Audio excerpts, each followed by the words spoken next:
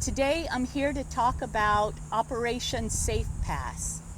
We put together Operation Safe Pass because our mission in the Coast Guard is safety and security of the waterways, and we found that within our area of responsibility there were a lot of illegal operations. We call them illegal charters or illegal passenger vessels. These illegal charters and illegal passenger vessels, they jeopardize the safety of all of those passengers who go on board their vessels. These illegal charters and illegal passenger vessels, they do not have proper credentialing, they do not have proper licensing, and they do not have the proper safety equipment on board the vessel. They will operate in conditions that are unsafe, and for this reason we've created Operation Safe Pass, meaning safe passenger, but we shortened it for Safe Pass. We've come together here with not only Station Destin, and I have Master Chief Solsky right behind me here. He is the commanding officer of Station Destin, and Station Destin works with our federal, state, and local partners and our city partners as well. And I have them here as well. We have Florida Fish and Wildlife, we have Okaloosa County Sheriff's Department, and then we have the City of Destin as well. We all work together on this operation. We want the people that come here, tourists that come here within Destin, to be safe. And what we've done is we've trained together for this operation. We go out on boardings together. We do joint boardings together. And we consider this, I consider this, the model for federal, state, local, city coordination, because we work so well together. So far for Operation Safe Pass, we have discovered 30 illegal operators. And this is just within a short time period of 3.5 months. So I took over as sector commander May 3rd, and within that time, it amazes me that we've had 30 illegal operators that have been caught to date. At this point, I would like to hand it over to Master Chief Solsky to talk about some of the dangers that these illegal operators pose to these paying passengers on board.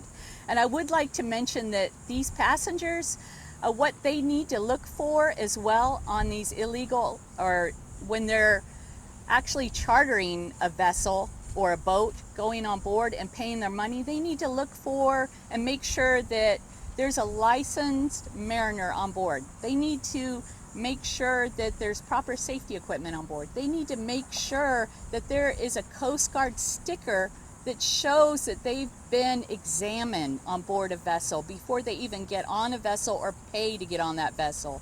And then here's a huge red flag that if that operator asks them to deceive any law enforcement officers or lie to them, then they will be held accountable as well.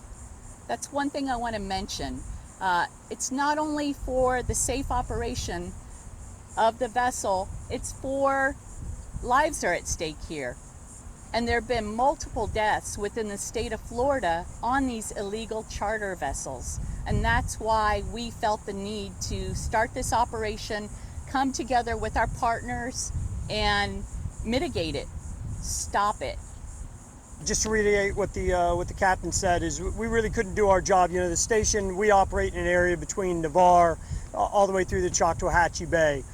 So without our partnering agencies, we couldn't do our job. I've been at a lot of Coast Guard stations and had the privilege of working with a lot of different county and state and other federal agencies, and this has been one of the best by far. You know, we run a one-boat station with one crew, so without county and FWC out on the water, we couldn't do our job.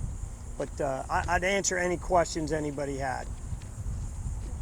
Are these people that have been caught so far, are they local? I would say it's a mixture.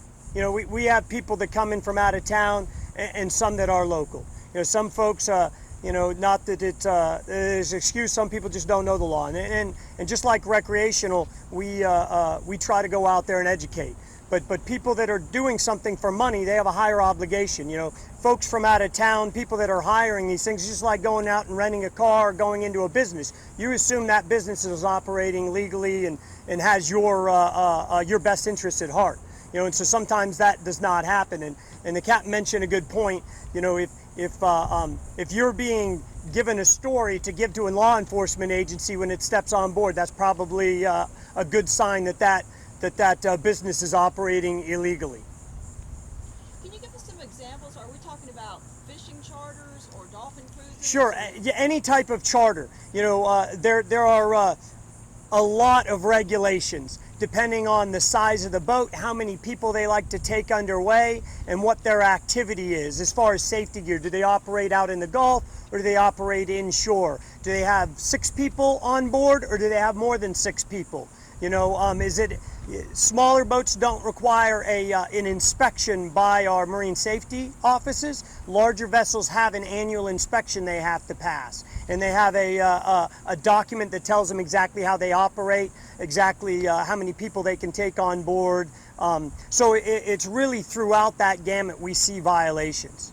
And what happens to these people as far as the charges and the penalties? So that gets worked out through our marine safety department. Lieutenant March down at MSD Panama City is responsible for that in our area. I mean, certainly if any vessel, whether it's an unsafe charter or unsafe recreational boat, if they're underway unsafe, they have too many people on board, they're overloaded, they don't have the proper life-saving equipment, we terminate their voyage. So we bring them back to the dock, and they can't get underway until that's been fixed. Especially on the commercial side, that will usually require an inspection by the Marine Safety Detachment through a investigations officer. So can it result in a criminal charge? It results in a civil penalty. Civil penalty. If there's any activity that's evading regulations or laws, we'll take enforcement actions. It can be as simple as educating, or we can do letters of warnings, and in some cases we can also do civil penalties or violations. In the past we've had somebody who was operating a bareboat charter who had more than 12 people on board, and which is illegal. You're not supposed to have more than 12 people on board. And once that occurs, the vessel should have been operated as an inspected vessel if you're going to take more than 12 people. So the fines included for that are not having that certificate of inspection, which is about $5,000. Ferry boat, yes.